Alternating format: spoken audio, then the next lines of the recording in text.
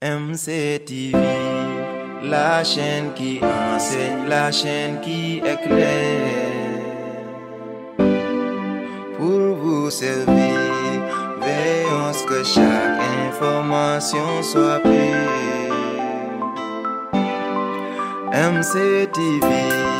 la chaîne qui enseigne, la chaîne qui éclaire.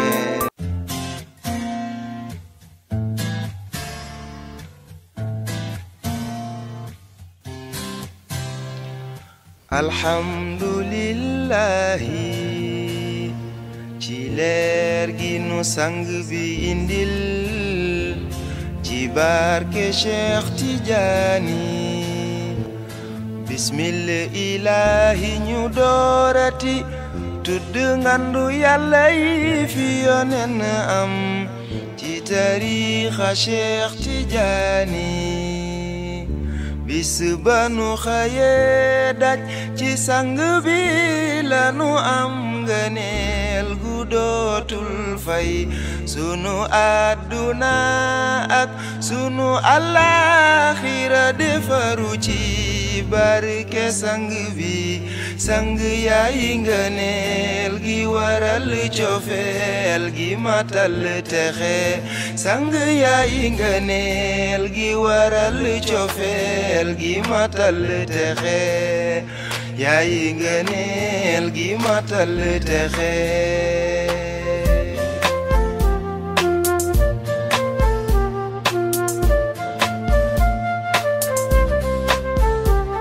أعوذ بالله من الشيطان الرجيم بسم الله الرحمن الرحيم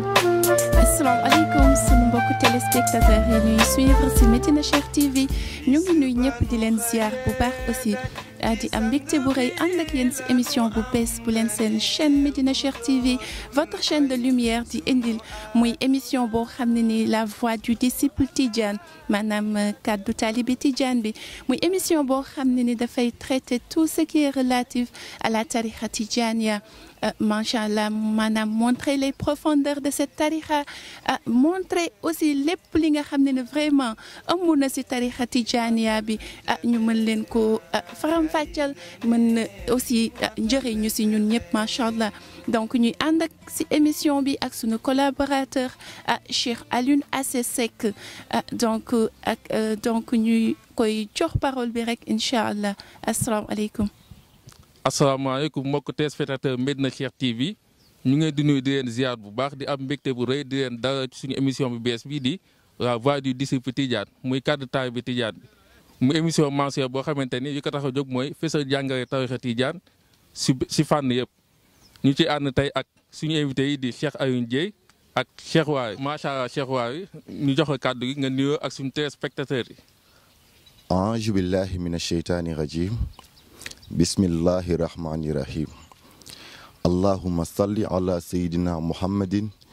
il fatihi lima ughliqa wal xaatimi lima sabaqa annaasiril xaq bil xaqi wal haadi ila siraatikal mustaqim wa ala alihi xaqa qadrihi wa miqdaari azim ñu ngi nuyu mbokk yi tedd yi ni seetaan yëpp di leen nuyu yéen ñi nga xam ne ñoo yéen lañ bokkal plateau bi di soxna Rama Guissé ak Seydina Aliou Assé macha allah di leen jaajëfal di kontaan bu baax a baax seen invitation si seen plateau la voix du disciple Tidiane macha allah Seydina Aliou Dieye yow it ñu ngi kontaan bu baax a baax honneur bu mag a mag la si bokkal yow plateau bi macha allah yàgg nañ suivre say enseignements ngay macha allah borom xikma dëgg macha allah waaleykum salaamaaleykum wa rahmatullah. macha allah Cheikh Waly suñu question bu njëkk bi mooy lan mooy tarixa Tidjania tey jii boo doon définir tarixa Tidiane lan nga ñuy wax. tabaarakallah Cheikh Alioune Assé Seck bu ñu ñëwee si sa question bi ñuy posé si lan mooy tarixa Tidjania dafa am loo xam ne nag dañ ko jotoon a miin ci téere yi li ñu jotoon miin ci téere yi mooy lan mooy fii ba Algérie booy laaj. baatu Tidjania fa la jógee dañu lay wax ni ñenn ñi nga xam ne maam lañu ci Maulana Ahmad Tidjani Chérif ci shahada dafa am benn waay bu leen musoon a romb ak ñoom li ñu daan faral di solo ak seen mbaxane yu guddi yi mu ne leen yéen de ay Tidjane ngeen ay Tidjane yaa daal léegi baatu tijaan yaa ñu ne foofu la jóge waaye yitte bu ñu waroon a gën a def ñooñu bind téere boobu mooy dañoo waroon a gëstu dëgg-dëgg jëmm jooju tuddee leen tijaan yaa boobu noonu ana lan moo tax mu jël moo boobu rek tuddee leen ko ak jëmm jooju ban façon jëmm la ba baat boobu noonu mujjee barkeel ba law ñu tuddee ko Mawlana Ahmada Tijaani Chérif waaw moo leen romb ne leen yéen di ay tijaan ngeen dëgg-dëgg baat bi mi ngi ko jëlee fi ñuy wax Tijaaniyatul Uzna Tijaaniyatul Uzna mooy première symbole tarixa Mawlana Ahmada Tijaani Chérif mu ngi nekk ca albas foofu la yàlla siège di la réalité du néant di benn parasol de lumière boo xam ne moo muur tim yàlla te parasol de lumière boobu noonu di dellu ci lumière u yàlla subhanahu wa taala léegi kon booy wax tijaniya baatu tijaniya ci albas dafay firi leer guy bind leer waaw kon tijaniya ci boppam askan la askanu lan la askanu leer la waaw askanu leer googu nag ku ci numéro 1 mooy yàlla subhanahu wa taala waaw ku lay wax ni yàlla subhanahu wa taala mënul am askan yàlla ci boppa moo njëkk a revendiquer askanam ci alquran allahu nuuru samawati wal ard masalu nuurihi ka mishkatin fiha misbaaxun al misbaaxun fii zujaajatin zujaaja ila ahir kon masala nuurihi yàlla leer gi la lay misaalal maanaam askan bi la lay misaalal mais boo bëggee oyofal ko ci shahada pour nit ki gën ko mën a dégg mu oyof ci boppam da nga koy wax ni tarixa tijaniya yoonu leer la maanaam c'est la voie de la lumière waaw léegi yoonu leer googu nag lumière bi nga xam ne moo nekk ci yoon bi la ko symboliser lumière u salatul fatiha la lumière u salatul fatiha moo symboliser maanaam voie boobu ñuy wax la voie de la lumière léegi nag bu dee yoon boobu yoonu leer la forcément ci kan la war a jóge ci ki nga xam ne moo sàkk leer te di yàlla subhanahu wa taala waaw yàlla subhanahu wa taala kon forcément lumière yoonu leer boobu ci moom la war a jógee waaw comme yàlla nag subhanahu wa taala dafa faja ci leeram lu maam Maodo di wax wa innahu ish aradallahu nashatana aba nabi nuurihi nuura nabil alamin yàlla subhanahu wa taala dafa fajat ci leeram bind leeru yonente bi sallallahu alayhi wa sallam te yonente bi sallallahu alayhi wa sallam moom mooy source lumière kon forcément yoonu leer googu noonu ci ki nga xam ne dafay représenter leer ci gauche di droite ak ci droite di nuuru ala nuur di Seydi Ahmad sallallahu alayhi wa sallam kon forcément yoonu leer googu ci moom la war a commencer si noonu si la yonent bi sallallahu alayhi wa sallam tarixa tijaane laa lay expliquer mais jaarale ko ci sinsila bi li may wax nii mooy sinsila bi yàlla ba mu jëlee leer gi jox ko Seydi Ahmad sallallahu alayhi wa sallam la xam ne moom mooy source lumière comme forcément voie bi ci moom la moom moo ci war a njëkk ci moom la war a njëkk a commencé yonent bi sallallahu alayhi wa sallam jur Mawlana Ahmada Tijaani Chérif ci wàllu leer daal di jël leer gi daa koy jox moom Mawlana Ahmada Tijaani Chérif la xam ne moom ci boppam moo symboliser lumière Mawlana Ahmada Tijaani Chérif mooy ki nga xam ne moom mooy fësal lumière waaw léegi Mawlana Seydi Ahmad sallallahu alayhi wa sallam jël lumière bi jox ko Mawlana Ahmada Tijaani Chérif Mawlana Ahmada Tijaani Chérif jël lumière boobu nag tasaare ko dugal ko ci biir ruuxu taalibe Tijaan yi waaw jël ko dugal ko ci ruuxu taalibe Tijaan yi taalibe Tijaan ñi nga xam ne jàpp nañ ci li yàlla di wax ci alquran ci di wax tasima bi xabilillahi jamian wala tafarraxu mooy sinsila tarixa bi taalibe yooyu nag di toog di wër mbalaan di zikr naasiril xaq bil xaqi talxatil xaq bil xaqi leer yi di balle ca mbalaan yi di bëtt sooroor ya di yëngal baxrul xay bi ñu ne kat ñii toog ñii ñu ngi bokk ci askanu leer maanaam ñii waa tarixa tijaaniya la kon ci tënk tarixa tijaaniya su ma la doon wax mooy lan dama naan la du début à la fin tarixa tijaan lépp lumière la waaw du début à la fin tarixa tijaan lépp lumière fa tabarakallah merci. macha allah jërëjëf Cheikh Waly kon mbokk yi ñoo ko déggandoo tarixa tijaaniya lépp leer la macha allah di la jaajëfee bu baax vraiment si explication yu yaatu yi nga xam ne ni indi nga ko si tarixa tijaaniya xanaa rek ñu ñëw ak sunu mbokk mi Cheikh Alioune Dieye moom tam laaj ko rek ndeysaan mu wax ñu kan mooy fondateur tarixa tijaaniya. bismillahi rahmani rahim. alhamdulillahi rabbil alamin allahuma salli ala sayidina muhammadin alfatixi lima uxliq walxaatimi lima sabaqa nasiri alxaq bilxaq والهادي إلى صراطك المستقيم وعلى آله حق قدره ومقداره العظيم. السلام عليكم soxna Rama ñi ngi lay nuyu yow ak sa collaborateur bi di Aline Assé Seck ñu ngi leen di jaajëfal ci invitation bi nga xamante ni moom ngeen ñu defal ci seen émission di La Voix du Disciple Tidiane. xanaa di leen ci remercier wante di nuyu itam suñu mbokk mi tedd mi nga xamante ni moom la ñu bokkal plateau bi di Cheikh Mouhamad Waly macha allah ñu ngi leen di jaajëfal asalaamaaleykum. macha allah jërëjëf soxna Rama si question bi xam naa ñuy rafetlu itam réponse bu am solo bi nga xamante ni moom la Cheikh Mouhamad Waly indi ci lan mooy tijaaniya te mu résumé ko ci benn kàddu mooy leer gu bind leer macha allah waaye nga laajte itam kan mooy fondateuru tijaaniya maanaam kon bu ñuy wax ñun toujours tijanisme kan moo ko fi indi loolu ñu miin ko ci ki nga xamante ni mooy Mawlaaye Cheikh Ahmed ibnu Mouhamed at Tijaani Chérif nga xam ni moom Mawlaaye Cheikh bëri na lu ñuy nettali ci dundam loo xamante ni la ci ëpp Cheikh Waly wax na ko léegi ci wàllu zahir lay dellu waaw ñenn ñi ni sax baatu tijaaniya mu nga jóge ca li nu daan dàkkantal ay maamam ni leen ay tijaan lañu waaye fekk na xaqiqa ba gën na sore loolu ndax ma nga jóge ca tijaaniyatul uzna waaw kon moom Mawlaaye Cheikh Tidiane xaqiqaam ak ay mbiram romb na cadre zahir waaw te lenn mën nañ ko ci jàpp mooy ba ka yonent bi sallallahu alayhi wa sallam feeñoo ca désertu Samhun wax na ko benn mbir te mooy ni ko anta waladi xaqan ni ko mooy yow yaay sama doom dëgg-dëgg loolu suñu sang bu tedd bi di Mawlaaye Seydi Mouhamed El Cheikh jàngal nu ni ci ñetti cadre lay taxawee te mooy ni yonent bi seede na Mawlaaye Cheikh Tidiane doomam la benn ci wàllu leer beneen bi mooy ci wàllu ruux beneen bi mooy doomam la ci wàllu zahir nii comme ni ñu ko xamee moo tax yonent bi sallallahu alayhi wa sallam wax Mawlaaye Cheikh Tidiane ni ko anta waladi xaqan loolu ba muy ñetti yoon te loolu téere yi sax bind nañ ko kon Mawlaaye Cheikh Tidiane doomu yonent bi la ci wàllu leer doomu yonent bi la ci wàllu ruux wante doomu yonent bi la itim ci wàllu zahir waaye mu incarné moom Mawlaaye Cheikh Tidiane lu am solo ci dundu lumière parce que tijaaniyatul uzna bi nga xam ni moom la Cheikh Waly doon wax léegi dafa am lu fa xew te mooy li tax ñu jël tariqa bi foofu muy leer googu lu tax ñu jël ko foofu ca tijaaniyatul uzna jox ko Mawlaaye Cheikh Tidiane c'est pour moom Mawlaaye Cheikh mu former ñeneen ñi nga xamante ni ñoom ñoo sóobu bëgg dem ci yàlla pour mu former ñi nga xamante ni ñoom ñoo bëgg dundu leer googu ba nga xamante ni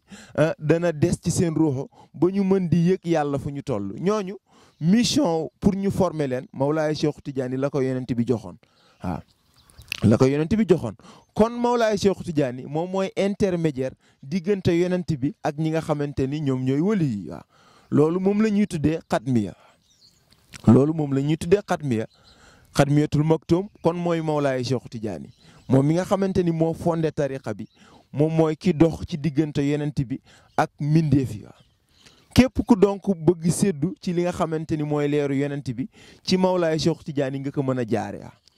waaye képp koo xamante ni yëkkati nga mbir mooy koo xamante ni comme ni ko yàlla waxee jël nga salaatu julli ko ci yonent bi pour mu mën a dem ci moom ci Mawlaaye Cheikh Tidiane lay jaar parce que moom mooy xatmi yonent bi mooy l'intermédiaire entre le prophète de l'islam et les musulmans wala nga ni et les élus de Dieu wala nga ni et tous les êtres vivants beneen bi ci des mooy cadre yonent yi ñenn ñi daanu ko poser question Mawlaaye Cheikh Tidiane dellu am cër ci diggante moom ak yonent bi ak ñi nga xamante ni moom mooy prophètes yi te mooy yeneen yonent yi Mawlaaye Cheikh Tidiane mooy intermédiaire bi parce que yeneen yonent yi seen mission ñoom du lenn lu dul benn maanaam jiitu boo xamante ni dañu ko def pour annoncer mission sang bu tedd bi nga xamante ni mooy yonent bi sallallahu alayhi wa sallam ñoom seen mission loolu rek la woon mu mel na ñoom dañu ñëwoon pour xàllal yoon yonent bi waaw moo tax ñoom ki nga xamante ni moom moo dox ci seen diggante ak yonent bi sallallahu alayhi wa sallam mooy Mawlaay Cheikh Tidiane waaw loolu nag moom la ñuy tuddee wàllu katmiya waaw loolu moom la ñuy tuddee wàllu katmiya nga xamante ni leer ga ma nga jugee ca baxrul kanzi loolu nag suñu sang bu tedd bi di Mawlaay Cheikh Seydi Mouhamed El Cheikh nga xam ni lépp luy mystère lépp lu doon wàllu xaqiqa moom moo ko révélé ci moom lañ ko jànge waaw mu jàngal nu leer ga fa mu jugee di baxrul kanzi ak la nga xamante ni moom la Mawlaay Cheikh Tidiane détenir di xutbaaniyatul kanzam ba mën a am représentation bu ñu toll ci kanamu yonent yi ci kanamu awliya yi di ko dox ci seen diggante ak suñu sang bu tedd bi di Seydina Muhammad sallallahu alayhi wa sallam waaw kon sang bu toll noonu di Mawlaay Cheikh Tidiane bu indee leer comme ni ko Cheikh Waly waxee daal di koy joxe nit ñi nekk ci di zikr mu am ñetti système yoo xamante ni mooy laazim mooy wasifa mooy xadaratul juma ak ndigal bi nit ki am ci salaatul fatiha di salaatu boo xam ni amul benn salaatu bu ko féete kaw donc loolu dañ ciy gis ni leer la boo xamante ni dana mën a jariñ nit ci mu dundal ko ci li nga xamante ni mooy ngërëmal yàlla waaye te mu mën ko xamal dëgg-dëgg yàlla ci boppam mooy kan defe naa ni loolu rek buñ ko joxe woon ci résumé yaakaar na ni xëy na du ñàkk am lu mën a répondre ci sa question bu am solo bi nga ñu posé ci kan mooy Mawlaay Cheikh Tidiane macha allah ñi ngi lay remercier ci question bi soxna Rama jërëjëf. macha allah vraiment Cheikh Alioune Dieye ñu ngi kontaan lool si réponse bu yaatu bi nga xam ne ni indi ngeen ko si question bi ñu leen si remercier bu baax vraiment macha allah donc Cheikh Alioune Assé ñoo ko déggandoo de vraiment yi ñu yëkkati si question yi muy aussi bien si tarixa Tijaaniya bi ak aussi si fondateur bi lu am solo la te ku ko dégg rek lan lay bëgg daw soobu si dugg si li nga xam ne ni mooy tarixa Tijaaniya xanaa rek ñu ñëwaat àndaat ak sunu mbokk mu tedd bi di Cheikh Waly mu wax ñu rek nan la nit mën a def ba dugg si li nga xam ne ni mooy tarixa bii ñu wax nga xam ne ni lépp rek leer la macha allah. tabaarakallah Seyda Rama Guissé ñu ngi kontaan ci question bi am solo bi ñu posé si nan la nit di def ba nekk tijaan waaw premièrement nit ki nga xam ne dafa bëgg a nekk tijaan dafa war am benn farata bu mu jëfee. waaw ndax yàlla daf ko wax ci alxuraan ni wa maa xalaqtu jinni wal insi illaa li yaxbuduuni kon yàlla dafa wax ni binduma nit ak jinne wàcceewuma leen ci kaw suuf lu dul ngir ñu jaamu ma kon nit kooku noonu premièrement dafa war a remplir condition boobu maanaam dafa war a am imaan bu mat sëkk waaw dafa war a respecter julli 5 prières yi ba mat sëkk dafa war a génnee asaka bu ko amee dafa war a woor weeru koor dafa war a aji màkka su ko munee waaw maanaam 5 ponk l'islam yëpp daf ko war a matal ba mu mat sëkk waaw ginnaaw nag ba mu amee cofeel ci yonent bi sallallahu alayhi wa sallam am cofeel ci Mawlana Ahmad Tidiane Chérif waaw kooku nag bu ñëwee di laaj muxaddam bi wird muxaddam bi bu ko laajee condition yooyu yëpp ba xam remplir na ko waaye tamit ba xam mun na yeewu fajar parce que Sénégal malheureusement da ngay gis koo xam ne dafa lay wax ni jël na wéedu Mawlana Ahmad Tidiane Chérif waaye daf lay wax ni moom de laazimu subaam daf koy jiital laazimu subaam maanaam balaa muy tëdd la koy def pourquoi parce que mënul yeewu fajar pour def laazimam wala dafa sonn kooku Mawlana Ahmad Tidiane Chérif dafa wax ni ku mënul yeewu fajar bul ko jox sama wérd kon loolu dafa bokk ci critères yoo xam ne da nga koo war a remplir maanaam pour nekk tijaan waaye bu la muxaddam bi xasee jokk ci tarixa bi premièrement mooy da nga war a ameel lu ñuy wax ngëm-ngëmu Mawlana Ahmad Tidiane Chérif waaw te ngëm-ngëmu Mawlana Ahmad Tidiane Chérif mooy lan yeewul fajar julli ñaari rakka nga yeewu fajar julli ñaari rakka laazimal nga laazim nodd nañ suba salaatu nañ demal jumaa ja jullil nga julli lalal mbalaanu wasifa nga wasifa suba def sa laazimu tàkkusaan timis nga wasifa heure xaddatul juma nga def sa xaddatul juma julli sa safa 8 heures dem tëdd kon Mawlana Ahmad Tidiane Chérif loolu la tëral ci tarixam ni ku ko respecté kat kooku mun na am njort ni man nangul naa ko taalibeem parce que tamit wird bi du dañ koy jël rek nga daal di wax ni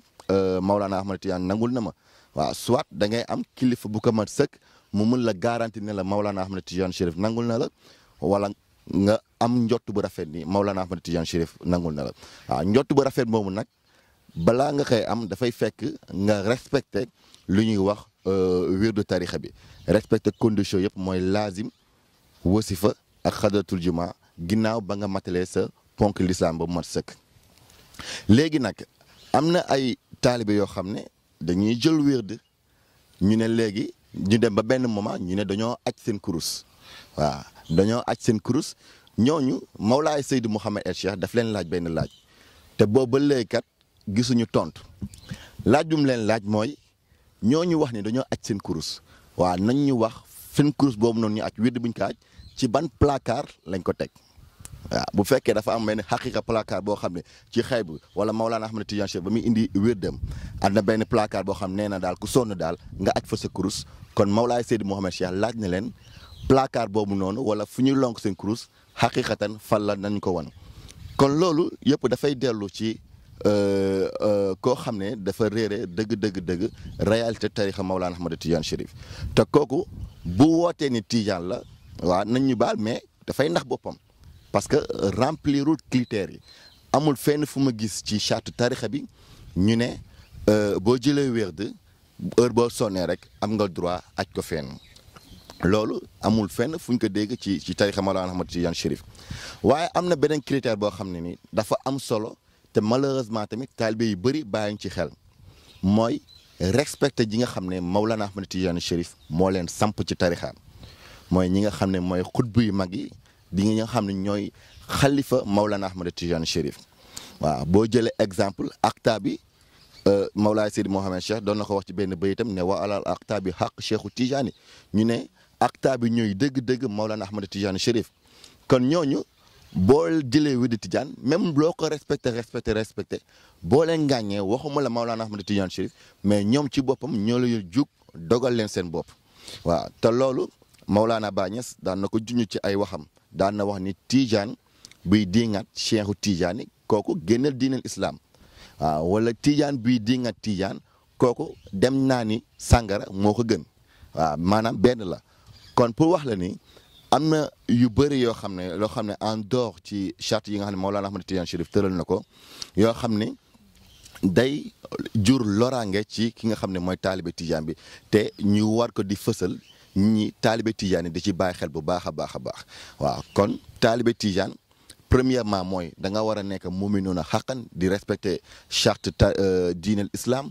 doog a jël wird respecter condition wird Tidiane yi respecter xutbu yi ak waxuma la xutbu yi sax mais ku jël wird sax tey wala ginnaaw barki dem kooku sax da nga ko war a jox cër ndax kooku lu mu dee am na benn cër ci Maulana Ahmad Tidiane Chérif kon yooyu daal laa xam ni macha allah ku ko respecté rek mun nga am njott bu rafet ni dëgg Tidiane nga mun nga am njott ni Maulana Ahmad Tidiane Chérif nangul na la sa nekk Tidiane fa tabarakallahu jërëjëf. macha allah Cheikh waaye ñu ngay jaajëfe bu baax ci réponse yu am solo yi nga indi ci question bi ñu jaaree si 4e question bi ak Cheikh Alioune Dieye muy fan la nit ki war a jëlee werd ak ñan ñoo mën a joxe werd si tarixa bi. jërëjëf Cheikh Alioune ñi ngi lay remercier ci question bi xam naa di jaajëfalaat rek suñu mbokk mu tedd mii di Cheikh Waly ndax réponse bu am solo la indi ci nan la nit ki di def ba mën a nekk Tidiane waaw maanaam nan daal mooy caractère yi reflété ki nga xamante ni mën na revendiquer appartenance am ci tarixa Tidianiya te muy lu am solo waaye aussi mu wax ci li nga xam ni noonu la nit ki war a def ba jël wird waaw ginnaaw bi mu nekkee jullit waaw parce que tarixa bi dafay fekk nit ki nekk jullit mu indil ko ndollant pour gën a mën a dëgëral imaanam ci diine waaye pour gën a mën a defar digganteem ak yonent bi sallallahu alayhi wa sallam loolu nag mu koy jaare ci zikr boo xamante ni zikru salaatul fatiha la zikru jawharatul kamal la wante zikr la donc boo xam ni nit ki daf ci war a am ndigal waaw parce que itim jawharatul kamal mbiru jàmbur la di mbiru jàmbur di mbiru Mawlaay Cheikh Tidiane moom nag la yonent bi jox organisation boo xam ni ku bëgg bokk ci tarixa bi te mooy ku bëgg seddu ci leer googu da nga ciy ñaan ndigal da ngay donc jël wérd ci li nga xamante ni moom mooy tarixa bi Cheikh Waly mi ngi koy wax boo ñëwee ci muqaddam bi nga jël fa werd donc muqaddam ci tarixa bi daf la mën a jox werd muqaddam moo lay jox werd wala koo xamante ni xalifa Mawlaay Cheikh Tidiane la waaw koo xamante ni xalifa Mawlaay Cheikh Tidiane la donc nit fi mu mën a jëlee werd mooy ci koo xamante ni muqaddam la ci tarixa bi wala ci koo xamante ni xalifa Mawlaay Cheikh Tidiane la kon dañuy laaj lan mooy muqaddam bi ak lan mooy xalifa Mawlaay Cheikh Tidiane bi waaw muqaddam ci tarixa bi mooy koo xamante ni dañu ko tànn pour moom muy jouer rôle boo xamante ni mooy taxawu tarixa bi di ci liggéey ci ni nga xamante ni noonu la nit ki war a nekk taalibe ci tarixa bi moom la Cheikh Waly wax léegi xam nga dafa wax lu am solo te mooy ni nit ki dafa war a respecter conditions yi nga xamante ni moom mooy condition tarixa bi mais pour nit ki respecter condition tarixa bi il faut que moom ba mu ñëwee ci muqaddam bi nga xamante ni moo ko jox wérdi bi muqaddam bi moom itam rôle am la mu jàngal ka lan mooy condition yi rôle am la mu jàngal ka yan mooy condition tarixa bi benn par benn kon muqaddam bi mooy koo xamante ni boo ñëwee ci moom laaj ka masala ci tarixa bi daf la koy leeralal ba mu leer naññ boo ñëwee laaj ko condition tarixa bi daf la koy jàngal bu lay jox wér daf lay wax ni nga xamante ni noonu la ñuy pratiquer zikr bi nga xamante ni moo am ci tarixa bi muqaddam nag di koo xamante ni ku ñu tànn la jiital ko pour muy doxal loolu donc moom représentant la ci tarixa bi représentant la ci tarixa bi boo xamante ni dafa am mission wu taxawu tarixa bi di taxawu li nga xamante ni moom mooy taalibe yi nekk exemple boo xamante ni li nga doon wax léegi muy wàllu condition yeeg wàllu taxawaay bi ci taalibe bi war a am muqaddam bi moo ci war a jiitu kon moom bu ñuy wax wàllu respecté mbalaanu wasifa daf ca war a jiitu bu ñuy wax wàllu fonk sa lazim di ko pratiquer daf ca war a jiitu waaye bu ñuy wax wàllu teewe mbalaanu xadaratul juma aussi dañ ko ca war a fekk loolu moom mooy li ñuy tudde muqaddam ci tarixa bi te ku ñu tànn parce que gis nañu taxawaayam bu am solo boo xamante ni moom mën na revendiquer appartenance am ci tarixa bi ku Mawlaay Cheikh Tidiane nangul la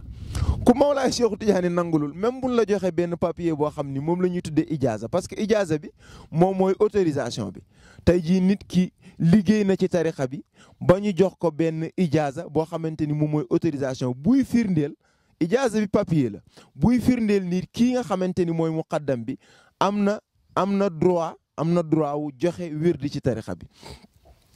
ñu jox la papier bi daf koy firndeel waaye gis nga li ëpp solo du papier bi ñu lay jox parce que papier boobu gis nga am na si ñoo xamante ni dañuy neexal nit rek mu daal di leen koy jël jox leen ko kon ëpp na loolu li ëpp solo mooy leeru tarixa bi nekk ci yow mat ci yow ba nga xamante ni Mawlaay Cheikh Tidiane nangu na yow nga jël wérdam daal di koy jox keneen pour mën ko tijjil bunt ci li nga xamante ni moom mooy tarixa Tidiane donc leer la goo xamante ni dafay mat ci jëmm ji bu demee ba mat ki nga xamante ni moom mooy kilifaam muqaddam bi ki nga xam ni moom mooy kilifaam daal di koy jox ijaaza muy papier boo xamante ni papier bu am solo la dafay firndeel ni nit ki te muy muqaddam bi moom am na droit mën a joxe wérd ci tarixa bi nga xamante ni moom mooy tarixa Tijaan kon ci résumé mën nañu wax ni loolu moom mooy muqaddam bi moom am na droit joxe wérd ci tarixa bi jox ko nit kooku di pratiquer di respecter li nga xamante ni moom mooy condition tarixa bi waaye nit aussi mën na jël wérd ci ki nga xamante ni moom mooy xalifa Mawlaay Cheikh Tidiane xalifa buñ ko waxee mooy représentant mooy koo xamante ni Mawlaay Cheikh Tidiane moo ko tànnal boppam daal di ko fiy teg muy doxal mission tarixa bi aussi différence bi ci am donc benn boo xamante ni mën nañ ko indi ci diggante rek xalifa beeg muqaddam bi mooy kii Mawlaay Cheikh Tidiane moo ko tànnal boppam tarbiyal ko boppam joxal ko boppam wérd bi mu nekk mission woon boo xamante ni mi ngi liggéey ci tarixa bi donc différence bi dana ñëw ci wàllu seen dimension dana ñëw ci wàllu seen relation ak sang bu tedd boobu di Mawlaay Cheikh Tidiane waaye muy xalifa bi muy muqaddam bi ñoom kenn ku ci nekk rek mission tarixa bi lay doxal jàngal nit ñi tarixa bi fexe leen gën leen dundal ci leeru tarixa bi fexe leen gën leen expliquer wala gën a nekk seen exemple ci ñoom li nga xamante ne noonu la ñuy pratiquer zikir bi loolu bu ñu xooloon tey ji suñu réew mi comme ci xalifa yi ñuy wax bu ñu xooloon tey suñu réew mi am nañ fi ay exemple yu bëri ñu si mel na Seydil Hadji Malick si ci xalifa Mawlaay Cheikh Tidiane la bokk ñu si mel na Cheikh Al Hadji Omar Foutiyou Tall ci xalifa Mawlaay Cheikh Tidiane la bokk ak ñeneen ñoo xamante ni bëri nañu waaw am na ñoo xamante ni ci arab yi la ñu bokk ci famille Mawlaay Cheikh Tidiane comme doomam bi nga xamante ni moo doon Seydi Ahmed Chérif ñoom Seydi Aliou Harachim ñoom Mouhamad Damrawi ñoo ñëpp ci xalifa Mawlaay Cheikh Tidiane la ñu bokkoon Mawlaay Cheikh Tidiane tànnal leen boppam waaw kon xalifa bi mooy ku Mawlaay Cheikh Tidiane tànnal leen boppam jox leen mission ñuy doxal mission wu tarixa bi comme ni ko Mawlaay Cheikh Tidiane daan faral di doxale waaw loolu daal wala nga ni ñaari façon jëmm yooyu ku ñëw si ñoom ñooñu mën nañ la boole ci li nga xamante ni mooy tarixa bi waaw waaye dafa am leneen loo xamante ni aussi daf ci nekk mooy ci cadre muqaddam bi suñu sang bu tedd bi di Mawlaay Seydi Mouhamed El Cheikh dafay wax ni maanaam muqaddam bi nga xam ni moom la tarixa bi reconnaître ci cadre xaqiqa mu mën a joxe wérd mooy ki nga xamante ni digganteem ak xalifa Mawlaay Cheikh Tidiane bi lu mat juróom-ñaari muqaddam kese ñoo ciy mën a dox au maximum waaw maanaam tey jii ci silsile bi nga xam ni Cheikh Waly mi ngi ko doon jàngale sànq ci silsile bi du nu nangu diggante xalifa Mawlaay Cheikh Tidiane ak muqaddam bi mu am plus de 7 muqaddam waaw loolu du nu ko nangu waaw xëy na nag nit ñi mën nañ la jox ijaaza ni parce que fii dañuy waxante dëgg rek mais nu leen neex la nit ñi di joxe ijaaza léegi waaw nit ki da ngay fekk jox ijaaza koo xamante ni xëy na daf la neex nii rek wala papam nga xaritool wala xëy na dafa am xaalis di la neexal nga koy jox xaalis nga koy jox ijaaza waaw loolu amul ci xaqiqa tarixa bi waaw tarixa bi amul loolu amu ci li ci am mooy nit ki dafay pratiquer topp zikir bi topp lumière bi ba leer gi mat ci moom mat ci ruuxam ñu ni kii mat na exemple bu mat sëkk boo xam ni mën na jiite nit ñi ñu tànn ko jiital ko mu mën a diriger nit ñi ci yoonu tarixa bi loolu noonu la ñuy tànnee muqaddam bi waaw kon ci ñaar ñooñu daal ci la nit ñi mën a dem daal di jël li nga xamante ni moom mooy tarixa bi ñu jox leen ko pour sang bu tedd bi di Mawlaay Cheikh Tidiane mën leen nangul ñu pratiquer ko ci conditions yi nga xamante ni moom la Cheikh Waly doon jàngale léegi pour leer gi mën a développer ci ñoom ba mën leen jural ngërëmu yàlla bi nga xamante ni soxla nañ ko ci macha allah Seydina Ali ñi ngi lay remercier ci question bi xam naa rek di leen delloo kàddu yu macha allah. macha allah Cheikh Aline Dioye ñu ngi lay remercier bu baax si leeralal yëpp yi nga xam ne ni indi nga ko si question bi la sunu mbokk mi Cheikh Aline asi posé macha allah ñu leen di remercier yéen ñaar ñëpp ndaxte suñuy déglu seen réponse yi rek dañuy remarquer ni lii di tarixa tijaaniya vraiment ay caaxaan ndaxte booy xool lépp si condition la tegu mais aussi dañuy remarquer que ni itamit pas-pas dëgg la ndax comme ni ko Cheikh Waly doon waxee rek ñi nga xam ne ni dañuy jël werd di koy aj et tout ñooñu yëpp liñ leen si wax donc lépp di montrer que ni pas-pas dëgg la macha allah donc ñu leen di remercier bu baax vraiment xanaa ñëw rek toujours continuer ak yéen si question yi si toujours tarixa tijaaniya bi macha allah. macha allah soxna Rama ñëw ak suñu question bu si topp ak Cheikh Waly Cheikh Alioune Dieye indi na ay tontu ci war mooy muqaddam ak war mooy xalifa cheikh ñu lay laaj war mooy jëlee wér si xalifa Cheikh Tidiane Chérif ak jëlee wér si muqaddam ndax am na différence bu fekkee am na différence war mooy différence bi. tabaarakallah Seydina Aliou Assé macha allah kontaan nañ bu baax ci sa question bi ci lan mooy différence su jëlee wér ci xalifa cheikh ak jëlee wér ci muqaddam. balaa ñuy sax indi ci différence bi parce que dañoo war a xam réellement xalifa cheikh ak muxaddam te yaa Seydina Alioune jot na ci jaar parce que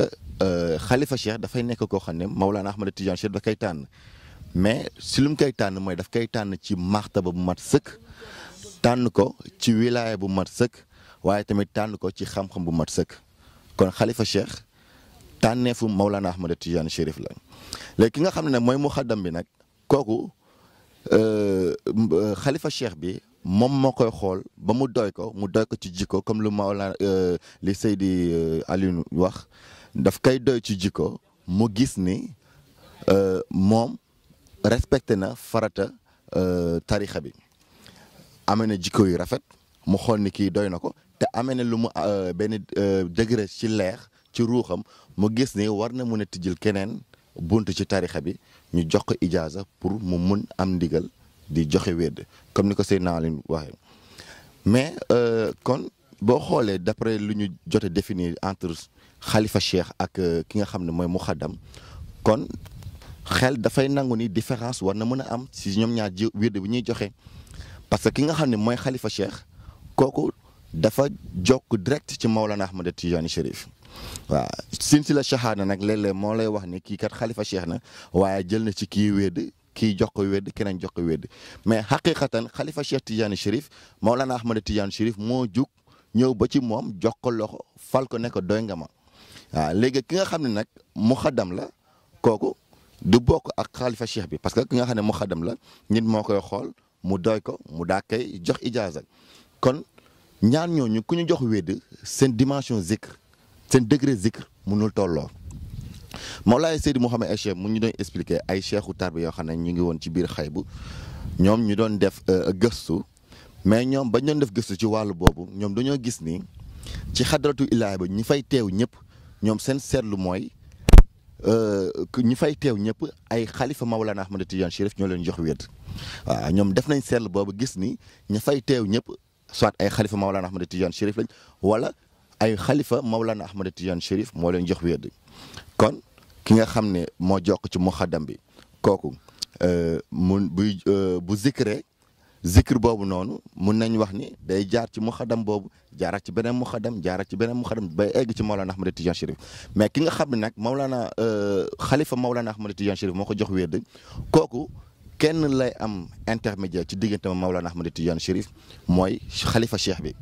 waaw te xalifa cheikh boobu sax dina dem ba benn moment sax yow mi nga xam ne xalifa cheikh bi moo la jox wedd sa diggante ak Mawlana Cheikh Ahmad Tidiane Chérif dara dootu ci dox waaw dara dootu ci dox pourquoi parce que xalifa cheikh bi moom rôle bi muy joué mooy am na capacité pouvoir boo xam ne lumière fuyu daat yuy jógee ci yonent bi sallallahu alayhi wa sallam ndax ci moom ngay julli ci salatul fatiha lumière yooyu noonu bu jaaree ci Mawlana Ahmad Tidiane Chérif moom xalifa cheikh bi la jox wedd mu yëg ni lumière yooyu kat bu dalee si sa ruux mun na jural gàllankoor si sa ruux loolu may waral moom muy toog si sa diggante ak Mawlana Ahmad Tidiane Chérif pourquoi parce que dafay segg leer gi bañ leer googu noonu ñëw intégralement noonu dal sa ruux daal koy jural loraange mais moom xalifa cheikh bi bu demee ba yëg ni yow kat sa ruux am na capacité boo xam ne mën na dékku leer gi bu boobaa dafay jóge sa diggante ak Mawlana Ahmad Tidiane ak Mawlana Ahmad Tidiane Chérif kon bu boobaa yow taalibe bi sa diggante ak Mawlana Ahmad Tidiane Chérif lu tollu voile doot ci dox yow lay nekk ak Mawlana Ahmad Tidiane Chérif salatul fatiha bi ngay zikr jëmmi Mawlana Ahmad Tidiane Chérif buy feeñ ci sa jëmm lay doon kon boo xoolee muxaddam bi ku muy jox wedd ak xalifa cheikh bi ku muy jox wedd suñ sang bu tedd bi sax doon na faral di wax ni boo xoolee ñaar ñooñ sax bu ñu waxee rek di nga xam ne am na différence parce que lumière ci ruux la nekk te ki nga xam ne lumière am ëmm na benn quantité ci ruux bu waxee ak ki nga xam ne lumière am ruuxam lu mu ëmm ci quantité ci ruux lu mu ëmm ci quantité ci ruuxam taxu ko demee noonu kon ñaar ñooñu seen kàddu ci wàllu leer mënul méngoo kon da ngay gis ni ki nga xam ne xalifa cheikh moo ko jox wedd ak ki nga xam ne muxaddam bi moo ko jox wedd effectivement am nañ différence bi mooy seen degré de zikr ni muy émettre ci alamul xayb du tolloo fa tabarakallahu loolu lañ amoon pour réponse jërëjëf. macha allah Cheikh Waly vraiment di la remercier bu baax si leeralal yi nga indi yëpp si question bi leer na nañ moom donc y a une nette différence entre jëlee werd si ki nga xam ne ni xalifa cheikh la ak jëlee werd ki nga xam ne ni muqaddam la macha allah ñu lay remercier bu baax xanaa rek ñëwaat si sunu mbokk mu tedd mi Cheikh Alioune Dieye macha allah Cheikh Alioune ñu bëggoon leen laaj rek ñan ñoo tax ba tey fii si Sénégal nit yi mën a jot si werd bi. maanaam ñan ñoo téye dëgg-dëgg secret bi ba loolu mën di évoluer. macha allah soxna Rama ñi ngi lay jaajëfal bu baax yow ak Seydina Aline ci émission bu am solo yi ak question yi nga xamante ni yëpp posé ngeen ko ci Cheikh Waly moom ragal naa ni li mu fi jot a développé ci xikma ak ci xam-xam boo xam ni xam-xamu leer la wax dëgg yàlla ku ko dégg di nga gën a am envie respecté wirdu bi mooy ko xam ni ku ko jëloon la waaye ragal naa ni ku ko dégg aussi sa xel dana nangu sa xol dana nangu ba nga am envie bokk ci leer gi nga xam ni mooy tarixa bi. xam naa ñu ñëw rek ci sa dernière question bi nga ñu posé te muy suñu dëkk bi nga xamante ni moom mooy Sénégal li nga xam ni moom moo fi indi tarixa bi ak li fi téye secret bi ba jamono bu nekk ñu mën a gis loolu di fi gën a màgg macha allah tarixa bi. ki nga xamante ni moom moo ko indi ci Afrique occidentale sax moom mooy Cheikh El Hadj Omarul Foutiyou Tall nga xam ni moom ci xalifa Mawlaay Cheikh Tidiane Chérif yi la bokk. waaw moom moo fi dugal tarixa bi fi nga xam ni moom mooy Afrique de l'Ouest ci Sénégal ci Mali yëpp waaye ñoom itam seen liggéey comme ay xalifa Mawlaay Cheikh Tidiane la moo doon ñu former fi ay muqaddam comme niñ ko waxee wante former fi ñoo xamante ni seen pas-pas ci tarixa bi jaral na leen jamono bu nekk ñu ciy dox di ci liggéey ba tarixa bi mën a évoluer fii ba jamono bu nekk ñu ko fi mën a gis sax waaye nga gis ni aussi comme ni nga ko waxee secret moom ki koy téye si jamono yëpp la ñuy wax sax secret tarixa bi ki koy téye mooy xalifa bi nga xam ni moom la fi Mawlaay Cheikh Tidiane teg te jamono ji ñuy dund ki nga xamante ni mooy xalifa Mawlaay Cheikh Tidiane mooy suñu sang bu tedd bi di Mawlaay Seydi Mouhamed El Cheikh waaw moo tax itam jamono bu nekk nit ñi dégg ka muy jàngale ci tarixa bi ay mystère ak ay révélation yoo xam ni kenn mësu ko dégg waaw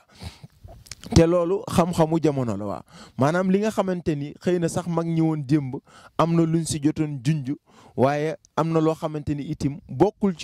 woon ci seen mission jotuñu ko woon leeral loolu nag la Mawlaay Cheikh Tidiane tijjil bunt suñu sang bu tedd bi waaw jox ko ci ndigal ba lépp loo xamante ni lu woon mystère la lépp loo xamante ni lu woon ngëneel la lu denc woon ca xaybu ci cadre tarixa bi moom sang bi bu ñëwee dana ko leeral parce que itim ci axiru zaman la ñu nekk waaw kenn ku nekk rek da ngay génne li nga xamante ni moom mooy la nga dencoon daal di siy jox nit ñi ñu daal di siy jëriñu waaw moo tax jamono ji li nga xamante ni moom mooy secret tarixa bi ki ko yore moom mooy suñu sang bu tedd bi di Mawlaay Seydi Mouhamed El Cheikh waaw te aussi ñi nga xamante ni ñoom lay liggéeyandool ci mission bi gis nañ ko sang bu tedd bi fu nekk am na fa xalifa si jamono ji waaw dëkk yi nga xamante ni moo nekk ci Afrique dëkk yi nga xamante ni moo nekk ci Europe dëkk yi nga xam ni moo nekk ci Amérique bëri na fenn fu nekk xalifaam mi ngi fa di lal mbalaan ànd ak ñi nga xamante ni ñoom ñooy disciple Tidiane yi ñuy doxal li nga xamante ni moom mooy tariqa Mawlaay Cheikh Tidiane di tariqatul xaq kon loolu dañuy gis ni mooy mbir mi nga xam ni moom moo téye secret tariqa bi ba jamono bu nekk rek mu mën di évoluer waaye ñu koy sante suñu sang yu tedd yi nga xamante ni mooy mag ñu tedd ñi Sénégal gi am itim nga xam ni ñoom liggéey nañ ci liggéey bu amul morom ba foofu mënti dugg rek fekk fa koo xamante ni mi ngi yore leeru tariqa bi ci ruuxam di ko dund waaye ak ñoo xamante ni ñi ngi koy jàngale ba jamono ju nekk ñu koy mën di dégg macha allah moo tax suñu mag ñu tedd ñooñ dañ leen di delloo njukkal jaarale ko ci barke suñu sang bu tedd bi nga xam ni mooy Mawlaay Seydi Mouhamed El Cheikh su ko defee ñu sànni ci benn kàddu gu mujj rek te mooy benn woy boo xam ni dañ ko koy tënkee rek daal di leen koy sant daal di leen koy gërëme di ñaan jamono bu nekk yàlla yàgg ñu nangul suñu nekk taalibe ci tarixa bi waaye yàlla yàgg ñu may dégg ak topp ba jàngale yi nga xamante ni jot na fi génn ci Cheikh Waly mi moo xamante ni jàngale naka ak yi nga xam ni yëpp jot ngeen ko ci souligner Soxna Rama ak Seydina Aline ñu nangul ñu ko ci suñu wàllu ruux nangul ñu ko ci suñu wàllu xol ñu koy mën di dund di ko pratiquer si jamono bu nekk macha allah. alhamdulillahi ci leer gi nu sang bi indil ci barke Cheikh Tidiane bismillahi ñu doorati tudd ngandu yàlla yi fi yonen am ci tarixa Cheikh Tidiane bis ba nu xëyee daj ci sang bi la nu am ngëneel gu dootul fay sunu àdduna ak sunu àllaaxira defaru ci barke sang bi sang yaay ngëneel gi waral cofeel gi matal texe sang yaay ngëneel gi waral cofeel gi matal texe yaay ngëneel gi matal texe sang bi dëgg la yaa di xadmi ya cheikh di qutbul aqtaabul kabir nga yore caabi buntuy ngëneel tijjil nga say taalibe buntu xay bu asamaan ak suuf ku xees ak ku ñuul ñëpp dinañu jote ci say may puisque ta mission est ce qui correspond à celle de la fin des temps. Vive le missionnaire de la révolution des Lumières. Vive le missionnaire de la révolution des Lumières. La révolution des Lumières. macha allah Cheikh Alioune Dieye vraiment li ngeen indi ci question bi am na solo trop. mais aussi li dàqati mooy li nga ko tëjee muy woy bu extraordinaire bi vraiment ñu ci kontaan di la ci remercier bu baax a baax comme que ñu ngi nag ci terme de l'émission xanaa rek ñu jox sunu naataango Cheikh Alioune Assé mi nga xam ne ni moom la ñu bokkal émission bi ci présentation bi moom itam mu sànni ci kàddoom bu mujj. macha allah soxna Rama nous sommes au terme de notre émission ñu ngay remercier bu baax di remercier aussi suñu ñaari invités yi di wax ni c'était un réel plaisir de partager ce plateau avec eux. dañ jox parole Cheikh Waly mu wax son dernier mot de la fin. alhamdulillahi rabbil alamin lu ñuy tëjee mooy sant d'abord ñi nga xam ne yéen a ñu invité seen plateau di Seydina Alioune Assé Seck ak Seyda Rama Guissé Diagne macha allah ñuy kontaan bu baax encore ci invité bi ngeen ñu invité di leen wax ni vraiment honneur bu mag la pour ñun. waaw li ñuy tëjee nag macha allah mooy di sant suñu sang bu tedd bi di yaa Mawlaaya Xutbul Aktaabul Kabir waaw ndax amoon na ay at ci ginnaaw ku ñu yeewoon ci ay nelaw wax ñu dinañ toog ba bés ñuy wax ci tarixa Mawlaa Ahmad Tijaan Chérif duñu ko gëm amaana mun nañ wax ne duñu ko gëm waaye moom jël nañu génnee ñu ci lëndëm dugal ñu ci leer tàggat ñu ci leer ba tey fa tabaarakallaahu lépp lu ñu fi wax rek ci barkeem la waaw lu ci doon nag ñumte si suñu motadi la waaye lépp lu fi yiw ak leer ak barke ci barkeem la moom yaa Mawlaaya Seydi Mouhamed El Cheikh al imaamul mahdi muntazar kon fa tabarakallahu maa ngi leen remercier encore bu baax a baax di remercier tamit sama naataango bi di Seydina Alioune Dieye mu sang bi di remercier di féliciter bu baax waa équipe Medina Cheikh TV macha allah ci liggéey bu rafet bu mucc aye bu nga xam ne abattre ngeen ko ci du début à la fin macha allah asalaamualeykum wa rahmatullahi taala wa barakatuhu. macha allah xam naa di nuyu rek ak di sant téléspectateur Medina Cheikh TV yëpp waaye di sant waa Medina Cheikh TV aussi comme ni ko Cheikh Waly waxee léegi rek di leen remercier ci invitation bu am solo bi ak ci émission yi nga xamante ni yëpp ñi ngi koy def yal na yàlla dolli barke liggéey bi ci barke suñu sang bu tedd bi nga xam ni moom itam jamono ju nekk dañu koy sant di ñaan yàlla mu yàgg ñu def ay taalibeem di leen tàggu ci baatu asalaamaaleykum wa rahmatullahi taala wa barakatuhu. macha allah comme que ñu ngi ci terme émission bi donc nga xam ne ni Medina Cheikh TV indil na leen ko la voix du disciple Tidjane donc seen chaîne Medina Cheikh TV di la chaîne de lumière la chaîne qui décortique les réalités de cette tariqa Tidjania indil na leen ko tey donc ñu nekk ci phase finale bi ñuy remercier bu baax sunu invité yu tedd yi nga xam ne ni àndal na nag ñoom tout au long de cette émission muy Cheikh Alioune Dieye ak Cheikh Waly di remercier itam bu baax Cheikh Alioune Assé mi nga xam ne ni moom la ñu bokkal animation bi vraiment donc di remercier vraiment téléspectateurs yi nekkoon yëpp di ñuy suivre ci émission bi mais di remercier itam waa Medina Cheikh TV yëpp di remercier bu baax sunu techniciens yu amul morom yi vraiment ci liggéey bu rafet bi à chaque fois vraiment di remercier ñëpp fàttewuñu kenn di leen jox dox daje rek dans un mois incha allah ci beneen phase émission bi deuxième partie bi nga xam ne ni dinañu dugg ak yéen ci li nga xam ne ni mooy exactement les profondeurs de la tariqa Tidjania dugg ak yéen ci piliers yi muy lu am solo trop ci tariqa bi lu ko demee ni lazim wazifa xadaratul juma yooyu yëpp incha allah dinañ ci àndaat ak yéen décortiquer ko ba macha allah ñu mën ci génne yoo xam ne ni dina mën a njëriñ nit yëpp macha allah di leen wax asalaamaaleykum wa rahmatullah taala wa barakatuhu ci barke Cheikh Tidiane bismillah ilahi ñu doorati tudd ngandu yàlla yi fi yonen am ci tariixa Cheikh Tijaani bis banu xaye daj ci sang bi lanu am ngëneel gu dootul fay sunu àdduna ak sunu àllaaxira defaru ci barke sang bi